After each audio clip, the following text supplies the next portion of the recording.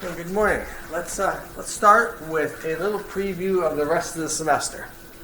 You have homework that's due this Friday, so in 2 days. In just a second, I'll take questions on that. Then you'll have another homework assignment that is due on Friday of next week. That's going to be over Chapter 8, which we'll start talking about on next class.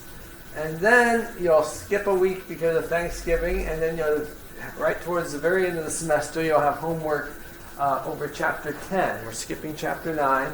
Homework over Chapter 10, and that'll be the last one. So that's due Friday, December 6th.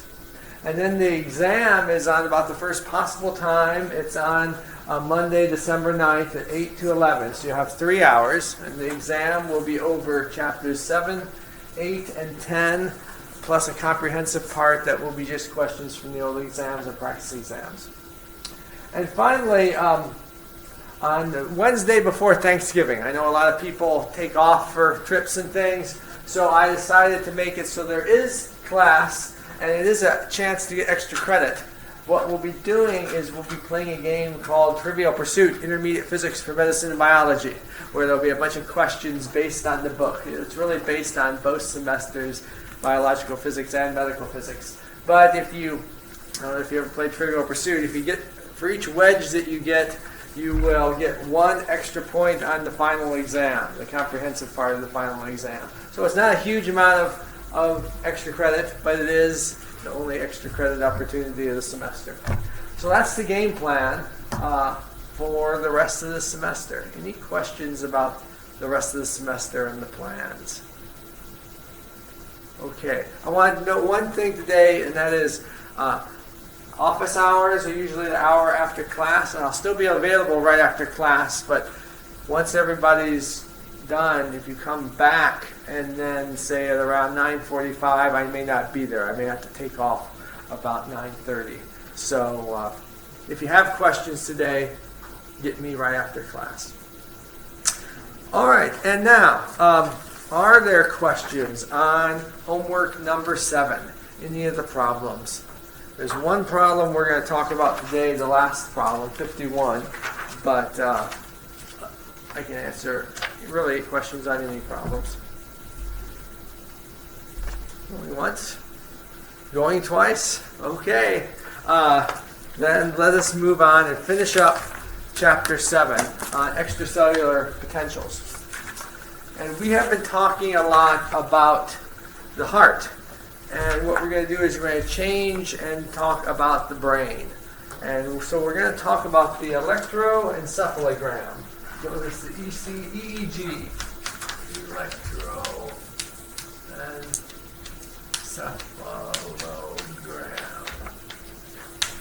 EEG. So what you generally do is you have somebody, here's somebody's head, and you take electrodes and you put them all over the scalp. So it's a fairly non-invasive procedure because all you really have to do is sort of paste electrodes on the scalp, and then you record the potentials and you get information about what's going on in the brain. Now there's a standard way to put these electrodes on the scalp. It's called the 10-20 system. And your book kind of shows you a nice picture of where the electrodes are located in the 10-20 system. For instance, the very top electrode up here at the top of the head would be the C2. There's the electrode, that's the C2. And there's one that's sort of down on the side of the head, C4. They all have names like this, and they're standard names. And there's 20 electrodes altogether in the 10-20 system. I'm not quite sure why they call it 10-20 and not just the 20 system, but that's what it's called. Okay, so now if you're measuring a voltage on the head surface, you have to measure, all you really measure with voltages are potential differences. So there's actually a 21st electrode, which is the reference. And you're going to always measure voltages with respect to the reference. So in other words, every voltage, say if you're going to call this the ith signal from the ith voltage, is really I'll call that star. That's the signal you measure. It's really the voltage at the ith electrode minus the voltage at the 21st electrode, which is your reference, because all you can measure is voltage differences. Now that's a problem. Oftentimes the reference will be perhaps one of the ears or something like that. And the problem is that there's no good reference in electrostatics when you want to calculate the electrical potential of a point charge. You take the reference off at infinity. That's great because then you're infinitely far away from it. You can't get off to infinity on the head surface. So you just have to define a reference. And the problem is that there may be a signal in the reference signal. And that contaminates every signal in your system. So what's usually done is some sort of reference-free measurement. So the most common one is the average electrode reference. Okay, so what this does is you take your signal at the ith electrode, which is Vi minus V21, and then you subtract off the average of all the electrodes. So you subtract off, there's going to be 20 electrodes, so you sum J equals 1 to 20 of each of those electrodes. Each of those electrode signals is Vj minus V21. That's the signal averaged over all the electrodes. Now, your final homework problem, problem 51, the goal is to just show you that this is indeed results in a signal that's independent of the reference. And it's really, you almost see it right here in your head. You just want to show that V21 is going to cancel out in this example. So, it's just a work of a moment to do that. But the important concept is that you've now gotten rid of the reference signal by using average reference. So average reference is one of the ways it's often you often analyze electroencephalography data, and this is the last homework problem. All right, so I want to say a little more about the electroencephalogram, and to do that, I want to look at problem 52, which is not on your homework. But problem 52 says, suppose you treat the head as a sphere. So that's what we're going to do. We're going to treat the head as a spherical conductor. And you have a dipole, and we're going to assume the dipole is right at the center of the head pointing straight up like this. Okay, now what you want to do is you want to figure out what the electrical potential is inside, and especially on the surface of the head. Well, the radius of the head might be capital R, and you're trying to figure out the potential at this position is little r, and the angle is, let's take it from the top of the head, theta. So I'm going to have to erase this so I can get some more room. Okay, now, what did we say the potential due to a dipole was if it was in an infinite medium? If instead of being inside the head, it was just inside a giant bucket of saline, the potential would be, see, we had P dot R. So if you want to have P dot R, you're really going to have the dipole strength, and the dot product is going to give you a cosine theta factor, because that's the angle from the dipole, divided by, you had 4 pi sigma E, and then you had a 1 over r squared for the potential. As the dipole falls off, it's 1 over r squared. And you could write it at r upstairs and r cubed downstairs like we did, but they can't, so you get 1 over r squared. So that's the potential if there was no conductor present. So what problem 52 says is what happens if there is a conductor present. Because this is what's going to happen. The dipole is going to make currents flow. And the currents are going to flow up, and they would have flown around in big loops, but they're going to hit the head surface. And out here's air, and you can't go outside the head surface. So it's going to charge up, put charge on the surface here, over here too. And it's going to do the same thing down here when it's sucking charge off. It's going to leave negative charge on this side. And that charge also produces an electric field. So the question is, how does this affect the potential that you measure? Well, the way you do it is you're going to solve a boundary value problem. You're going to assume there's a dipole source and then there's another source of charge from the surface. And the source of charge from the surface, you know it's going to obey what's called Laplace's equation. So this is a little bit of hand waving because we haven't talked about it all. But you can have a pretty good guess that if it obeys Laplace's equation and it's going to have a cosine theta dependence, that it's going to have this form. You're going to have the extracellular potential is going to be P cosine theta. This is the dipole contribution. Plus, and you're going to have some constant, which we don't know yet, and you're going to have something that's proportional to cosine theta that obeys Laplace's equation. And the only thing you can have is R cosine theta. So this gets back to the old guess and check. You might not have been able to guess that this was the only solution to Laplace's equation that would work and have the right theta dependence. But I'm going to tell you that. And if I tell you that this is the additional term, then the question is, what's A and how big is the potential on the head surface? So what we can do is we can say that, well, current that comes up here runs into the surface. The charge piles up until the charge produces its own electric field that's exactly bucking it. So that essentially there's no electric field perpendicular to the surface, right at the surface. If there was, current would be flowing. You know that current can't flow into an insulator. So it really says that the electric field, or the current density in the R direction at R equals big R, the surface, is 0. So electric field 0 right at R equals big R. That's the boundary condition for any insulating surface. Okay. So if we have this boundary condition, we can just say electric field is the derivative of the potential.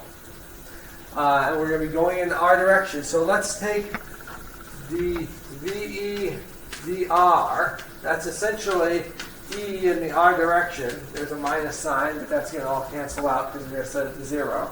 And it has to be 0. Okay.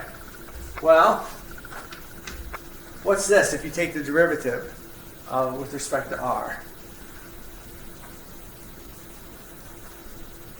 Somebody help me out. Yes.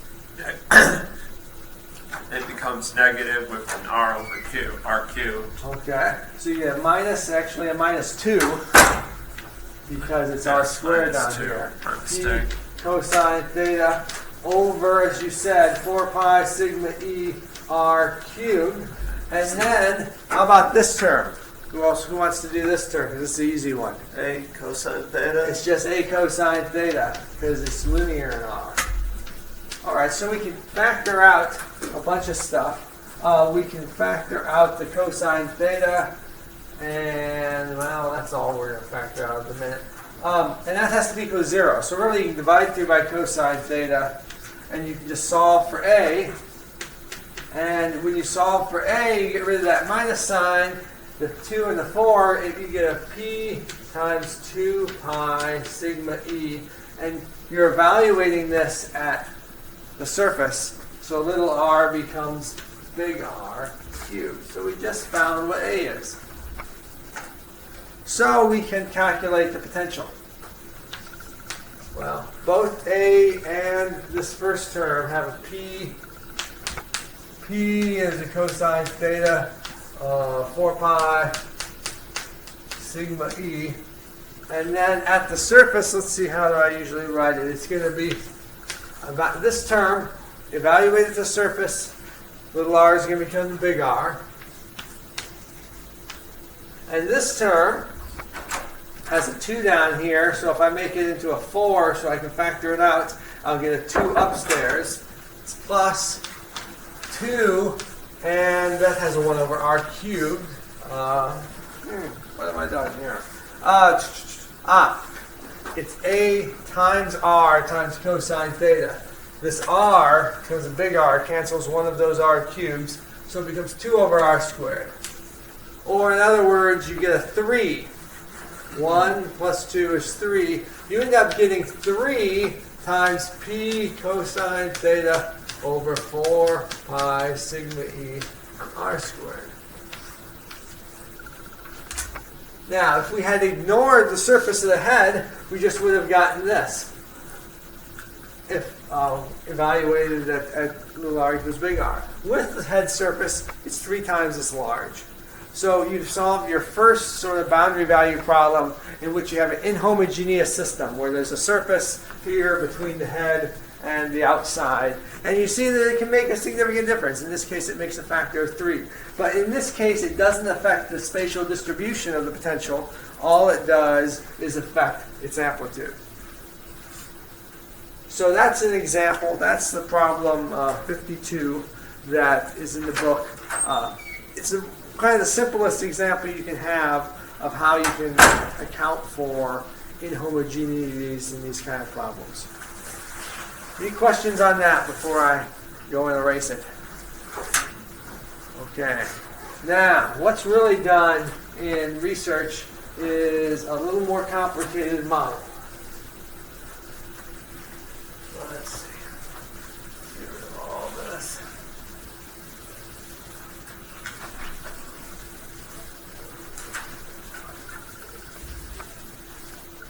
The electroencephalogram is a little more complicated. So your typical model is this. Oftentimes you'll still treat the head as a sphere. This is the surface of the head, the scalp surface. Now, below the scalp, so this is the scalp, is the brain. And the brain, but between the brain and the scalp is the skull. So here's the skull, and on the inside is the brain. So now you have 3 surfaces. And usually the conductivity of the scalp, call it scalp, and the conductivity of the brain are pretty similar. The skull, however, is highly resistive, so its conductivity is lower. So basically, sigma skull is less than either the scalp or the brain. You know, if this wasn't true and all the conductivities were about the same, you could probably just treat it as this uniform sphere like we did before. But the fact that you have this big resistive barrier between the brain where your dipoles are, where your sources are, and out here at the scalp where your electrodes are, it means that you can't really ignore that. It's a big effect. So this is called the 3-sphere model, and it's one of the most common ways to calculate the electrical potential. So you have a dipole. It wouldn't necessarily be at the center. It would be somewhere pointing in some odd direction. And you can calculate what is the potential, and you can do it in a way similar to what we did, except now that you have a more complicated model, so it's getting a more complicated calculation. But you can calculate what the potential is out here on the scalp surface from a dipole, and that allows you to estimate what the electroencephalogram is going to be. So this is pretty much by far the most common model that's used. But you can go fancier. What you can do is you can take an actual, say an MRI or something of the head, and you can go through and you can divide the scalp surface up into a bunch of triangles. And you can, so sort of like this, imaginary mathematical triangles. And you can divide the skull surface also into triangles. And you can basically do what's known as a finite element. You can do finite elements or finite surfaces. If you divide them into triangles, you can use surface mathematics for dealing with surfaces. If you divide it into little tetrahedra, you can use what's known as the finite element model, which is a very common and very powerful method to do these sort of calculations. And then you can divide the head up into these different layers, do the same calculations, it's just now you have the realistic geometry correct instead of having just a spherical head. It's intensely more computer needs more computer resources than the 3-sphere model. So if you're really hardcore, you do this, but it takes a lot of time. You have to digitize the whole head surface. Then you have to do usually you end up with a few thousand triangles or a tetrahedra, and then you have to solve basically a 1,000 by 1,000 matrix to get the potentials. Whereas this has a lot of analytical solutions and it's fairly easy to do. But when do people want to do this? Well, they want to do it anytime they're trying to learn where the sources are in the brain. And sometimes you're just trying to study a person and how they react or how they learn or how they respond. There are other times, when I was at National Institutes of Health, I worked with some doctors who their goal was to study epilepsy.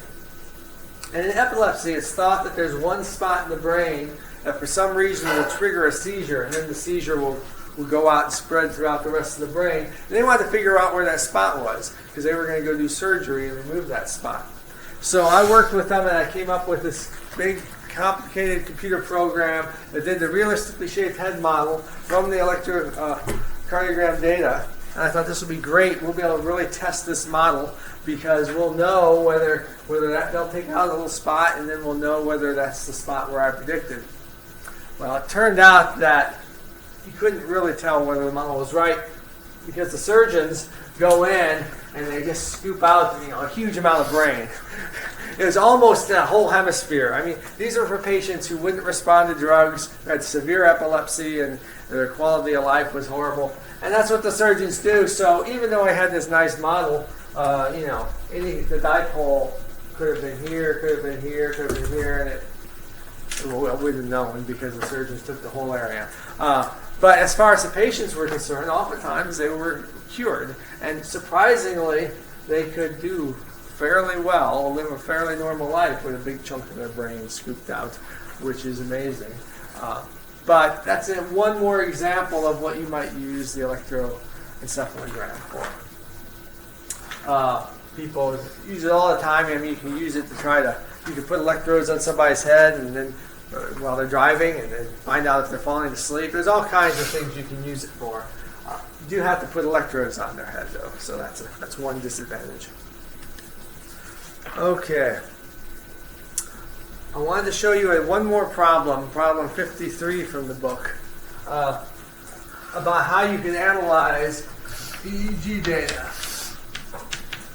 And this is a little bit beyond where we're going into class, but I wanted you to see how it's done because you're probably going to run into this other times. So let us look at problem 53. Problem 53 says, suppose you measure the electroencephalogram potential at n locations, and you assume it's produced by a dipole located at the origin. So we know where the dipole is. What we want to do is figure out its strength, which way it's pointing and how big it is. So it walks you through a method to do it. So I want to kind of go through this method. We had, first of all, the extracellular potential at the jth electrode. What is that? It's P dot R is up in the numerator. And P dot R, if you write it out in Cartesian coordinates, it's Px times the x location of the jth electrode, because our dipole is at the origin, so the distance from the dipole to the electrode is just the jth coordinate of the electrode.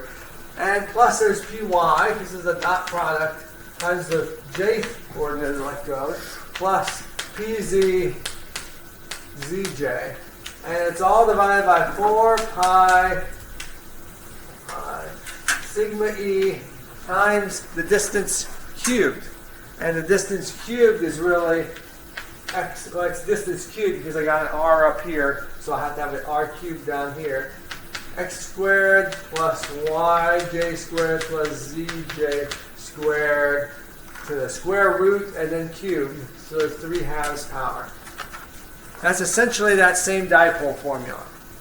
It's cubed because we got a factor of r there, so it's really the total distance still falls off as r squared.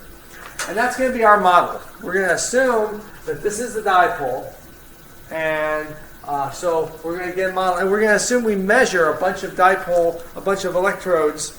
We measure the voltage. So what we measure is we measure the VJs. So we got V.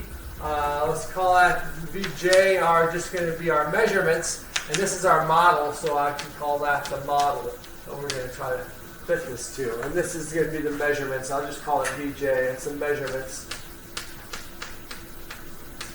And I know where the electrodes are, so I know where the X, Y's, and Z's are for the electrode. So now you want to try to fit these. You want to try to figure out what the dipole components are if you know the measurements. Anybody ever done this? Do you know how you're going to fit the data to a model? It's a very common problem throughout all of science. First one to do it was Gauss, who took some measurements of a comet or something and then fit it to an equation of ellipse for around the sun, and it was able to figure out its whole orbit from this. You want to do what's called least squares fit. So here's the idea.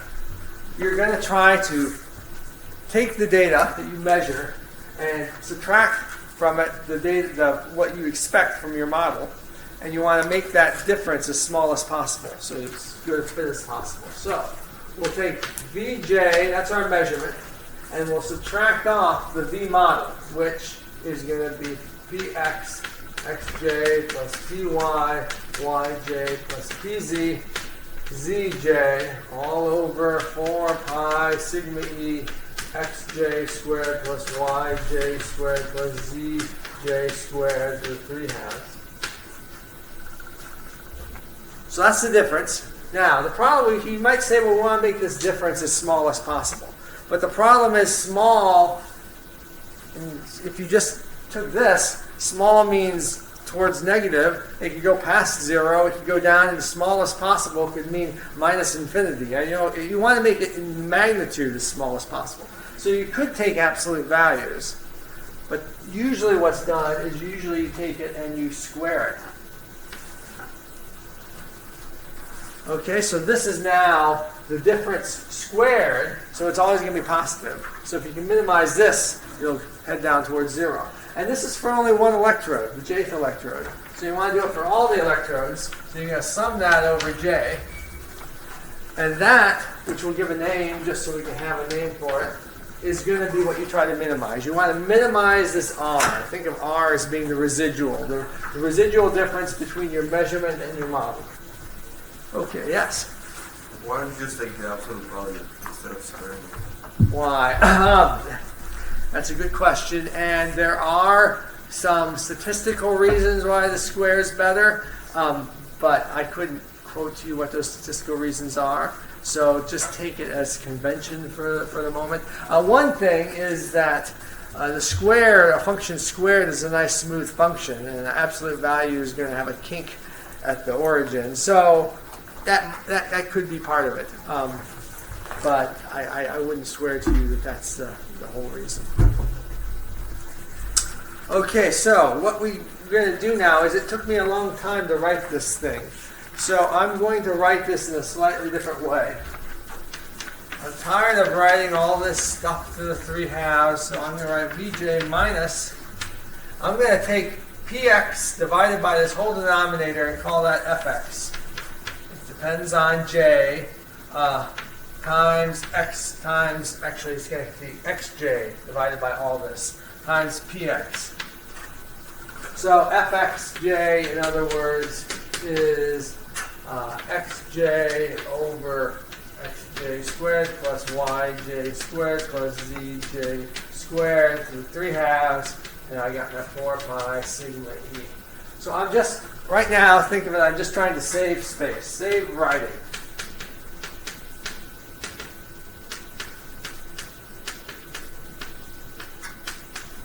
Okay, so I still got my r.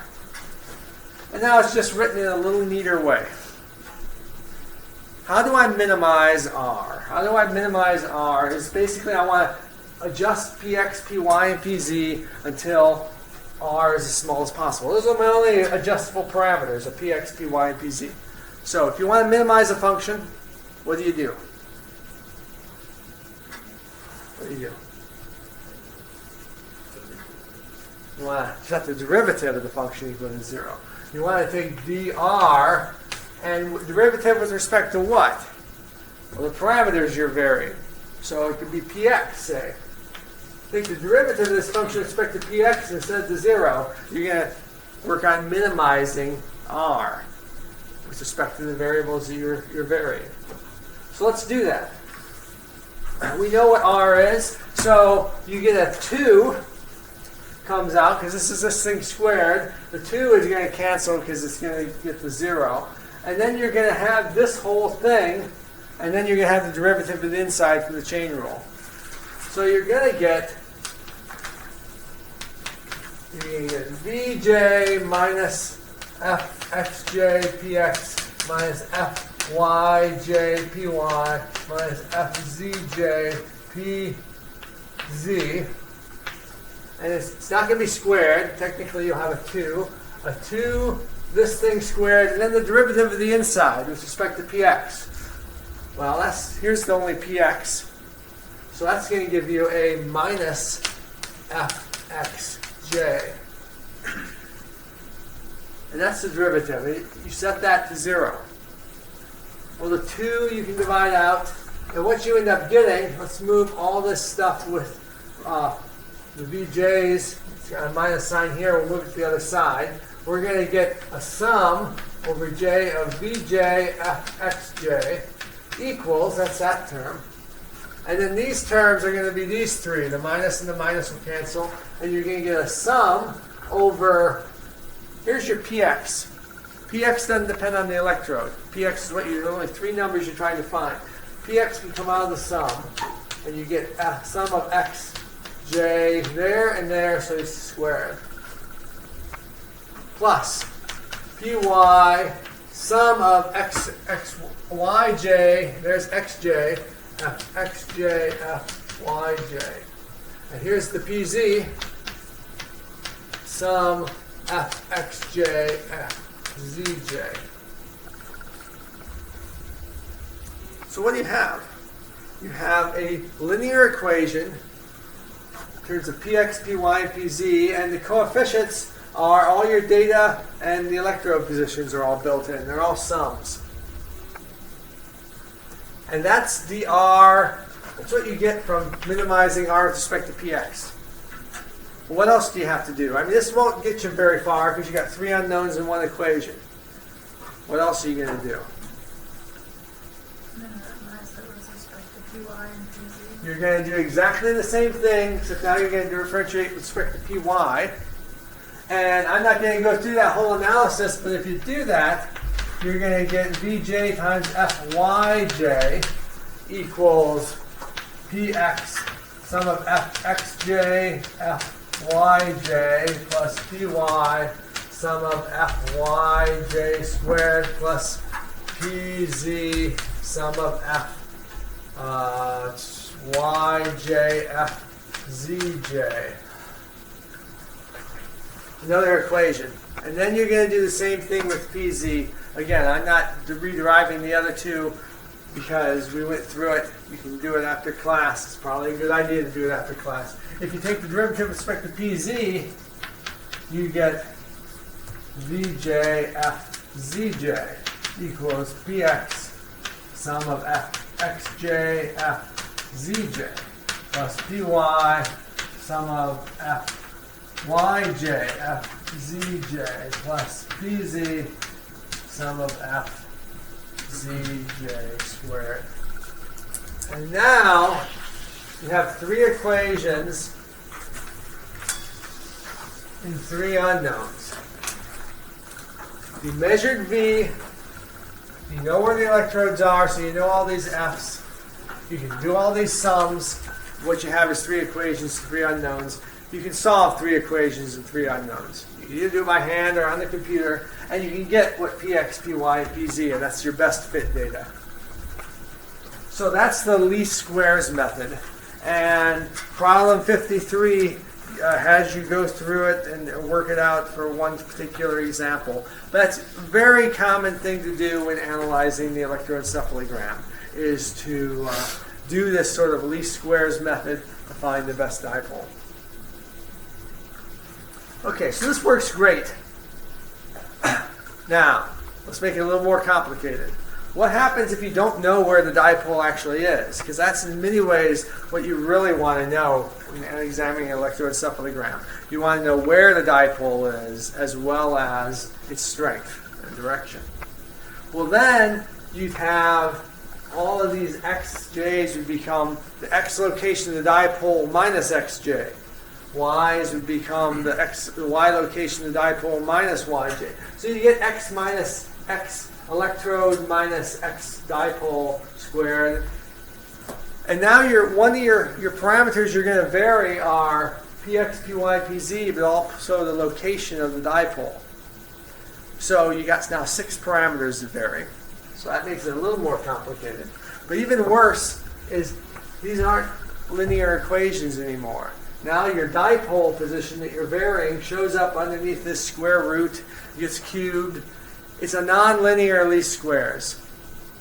Well, if you take a high power statistics class, you'll talk about how to solve nonlinear least squares. You can't just get a system of equations like this and solve it like using matrix methods. You have to use more fancy computer methods.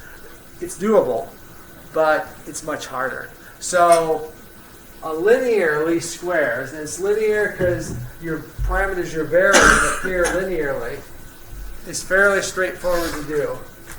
Nonlinear least squares is harder. You need the computer power. One interesting thing about the linear least squares is it only has one minimum. There's a unique minimum. You just calculated it. Nonlinear least squares, you can go through minimizing, and you might find that there's a lot of local minima. And then you got to search around and figure out which minimum you're actually in. It gets complicated. So there's problems with local minima, and there's problems just with doing the analysis. But it's doable. And that's, in fact, when we were trying to figure out where that dipole was in the patients who have epilepsy, we were doing nonlinear least squares fitting to try to find that location. So that is a little bit about least squares method, which if you take medical physics, you'll see again in chapter 11. But even if you don't take medical physics, I want you to at least see it, even if you don't do it. I mean, oftentimes this will just be a routine in MATLAB, and you'll just type in your function, you'll say minimize, but I want you to know what's sort of behind the scenes, what's going on. Questions about the least squares method? You're not going to have to do a least squares method on the exam. I will tell you that. So if you're concerned, that's a little bit beyond this class. I do teach a graduate level bioelectricity class where one of their projects is to analyze some electroencephalogram data and figure out the dipole position using linear least squares. Oh, dear.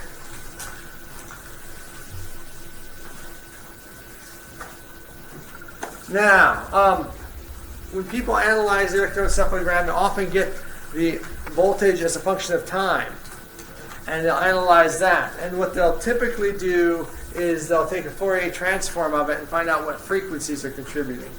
And you have various frequencies. Something called the alpha rhythm is just the frequency of the electroencephalogram in the frequency range from about 8 to 15 hertz. So that's oftentimes, if you close your eyes and just relax, your brain will sort of go into the alpha rhythm, where it's pretty much sinusoidal at that frequency. Higher frequencies, the beta rhythm is like 16 to 31 hertz. That's usually someone who's a little more alert, and gamma rhythm is above 32 hertz. Remember, action potentials happen on sort of a millisecond scale. This is averaging over a whole bunch of action potentials, so you wouldn't expect frequencies up above a kilohertz. But you do get sort of frequencies in these tens of hertz range, typically for the electroencephalogram. There's a lot of artifacts you can get from the electroencephalogram. One is that you can actually have electrical signals from your eye when you blink. So you have what's known as an electrooculogram. I don't remember the exact name of it. from blinking. You can have muscles contract anywhere in the body, give you a signal. And your electrocardiogram is a pretty big signal, and usually it's larger than the electroencephalogram. So you have to filter out or get rid of the electrocardiogram signal. So there's a lot of signal processing in something like this. Okay, I wanted to finally give you a little bit idea of different methods for studying the brain. Some of them we talked about, some of them you'll talk about if you take medical physics. And I want you to get you the advantages and disadvantages of each. So here's the good things about a method, and here's going to be a bad thing. I'll make you a table. And first I'll start off talking about the electroencephalogram, what we just talked about. And we're going to talk in Chapter 8, which will start next class. We're going to talk about measuring magnetic fields of the brain. So most of those discussions also will apply to what's known as the MEG, the magnetoencephalogram, where you just measure, instead of electrical potential on the scalp, you measure the magnetic field outside the head. Most of these considerations will apply. And what are we going to compare it to? We're going to compare it to a couple things. One's called PET, which is positron emission tomography. PET is when you give a person a radioactive isotope and it gets uptake into the brain and gets stuck inside the cells that are metabolically active, and you can then measure that with a gamma camera measuring the signal that the radiation gives off. And you can also use MRI, something called functional MRI. It's a technique with magnetic resonance imaging where you can actually measure, you do subtractions when the person's, you think the brain's active, and when you think the brain's not, you subtract. You can figure out where the brain is active using functional MRI. So let's now make a nice little chart about advantages and disadvantages of all these techniques. Okay, EEG and MEG. Both of these have very good time resolution. You could get down to the millisecond time resolution that nerves work. So it's good time resolution. You could go down to the millisecond if you wanted to push it. Functional MRI and PET are different. Both PET is based on metabolism. So it's based on how active the nerves are. And your metabolism of nerves isn't going to change in a millisecond. It's going to slowly turn on and off. Functional MRI is a little different. The source of contrast in functional MRI is blood flow. Oxygenated and deoxygenated blood have different magnetic susceptibilities. And that's really what you're imaging in functional MRI, is you're imaging these different magnetic properties of the blood when you have a lot of blood flow. So you're really measuring blood flow in fMRI. Blood flow and metabolism are indirect measures of what's happening in the brain, and they're generally slow measures. So you generally have poor temporal resolution, just because it takes a while for blood flow or metabolism to change. By a while, it might just take a couple seconds, but compared to a millisecond, that's a long, long time. Okay, what are the other advantages and disadvantages? Well, electroencephalogram is fairly easy to do. What does it take? It takes an amplifier, a bunch of amplifiers, and some electrodes to put on the head. So it's cheap. You buy the amplifier, you make the measurements. MEG is a little more expensive, but we'll just focus mainly on EEG for the moment. PET and MRI are not cheap. PET machines in a hospital are great big things. You usually have to have a cyclotron or something in the hospital to create the radioactive isotopes that you give the patient. MRI is expensive, superconducting magnets, so it's very expensive. So it's expensive. Sometimes it's worth the expense, but it is very expensive. Okay. Another advantage of EEG over really any of these others is that EEG is not, you don't get no motion errors. I'll call them artifacts. Now, why is that? So Suppose you have electrodes on the surface of the head, and they're kind of glued down. They got some electrode gel, and they're held firmly on the head. Then you can move your head around, and the relative position of the dipole and the electrodes doesn't change. So it doesn't really matter whether you're moving your head around or not. MEGs, that's not really true. So some of these are true mainly for EEG, not so much MEG. But with PET and fMRI, you move around in there, and you just can get a blurry picture. So they're very susceptible to motion artifacts. So I really should have, motion artifacts right here. Motion artifacts. Right there. So it's beginning to look like EEG is good and all these others are bad, but there's other things to think about. We already talked about one other bad thing about PET and MRI. It's an indirect measure. Measure of brain function.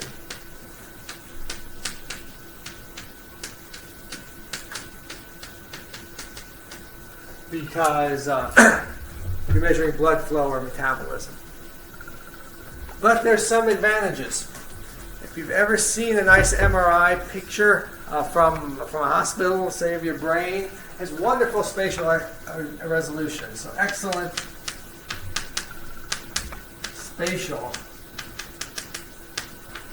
resolution. So you can usually like a pixel is about 1 millimeter in size. You can narrow down exactly where in this brain you're talking about within 1 millimeter. EEG, you're doing this inverse problem. You're solving this least squares fit. You're assuming it's a dipole.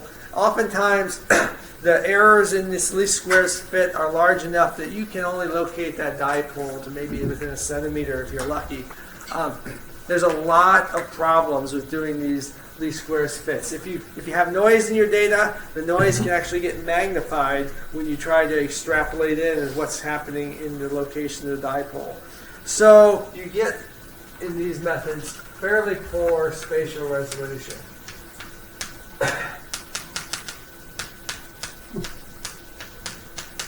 People argue how good the spatial resolution is. If you do the realistic head model, you have all your connectivities right. I still think it's hard-pressed to get too much better than a centimeter spatial resolution. Some people claim in the millimeter range, but I'm a little skeptical. So poor spatial resolution with this. And also, you're doing essentially an inverse problem. You're measuring potentials here, and you're trying to find a very localized source there. There's just mathematical constraints about that. It's a difficult inverse problem. At the very least, that means you have to do a whole lot of mathematical computer processing. And that might mean it's just practically impossible to do the calculation. So that's some of the bad things about electroencephalography. PET has a lot of good. It's good because it's got the spatial resolution. It's good because oftentimes you have the equipment in the hospital anyway. So if you have MRI machine anyway, it's not that much more expensive to go ahead and do an fMRI. But it is expensive if you're building it up from scratch. So, in general, it's more expensive. So this gives you a little bit idea of the relative advantages and disadvantages of these different brain imaging techniques that you'll see used. And you'll see them all used in the literature when people are trying to study how the brain works. But there you have it. Questions about brain imaging techniques? Okay. If you really want the best of both worlds, there's a way to do it. It's called the electrocorticography. And what it means is you put electrodes right on the surface of the brain. Now, like electrodes on the surface of the brain, you don't. One reason why this is a hard inverse problem is because if you have a dipole in the normal electroencephalogram inside the brain, it gets smeared out by the high resistance skull. You take the path of least resistance, and now all the paths have the same resistance. It's the resistance through the skull. So it tends to spread out the signals, and you lose spatial resolution. Well, if you put the electrodes right on the surface of the brain, now you don't have that problem. You're inside the skull. You have very good spatial resolution, as well as the good temporal resolution, as well as the no emotional artifacts. What you don't have is a non-invasive technique, because now you have to take the skull off and put the electrodes on the surface of the skull. If you're planning on doing surgery anyway, for instance, these epilepsy patients, they were going to have brain surgery anyway, then you can easily remove the skull, implant some electrodes, let it sit there for a few days, make your measurements, and then you've already got the skull off in advance. You can go in and do your surgery. It's not a big deal. But if you're trying to study some kid who's you don't quite understand why he has a learning disorder, you don't want to go taking his skull off to put electrodes inside. So that's the big disadvantage of electrocorticography, is it's just so invasive. But if you can do it, it's going to be the gold standard. And that is what I really had about the EEG. And so that finishes up chapter 7. So I will give you, we got a little time left. Let me just ask one last time, are there questions on any of this, or questions on homework number 7, which is due in 2 days? Okay, in that case, I will start reading for chapter 8, and we'll reconvene here on Friday and talk about biomagnetism.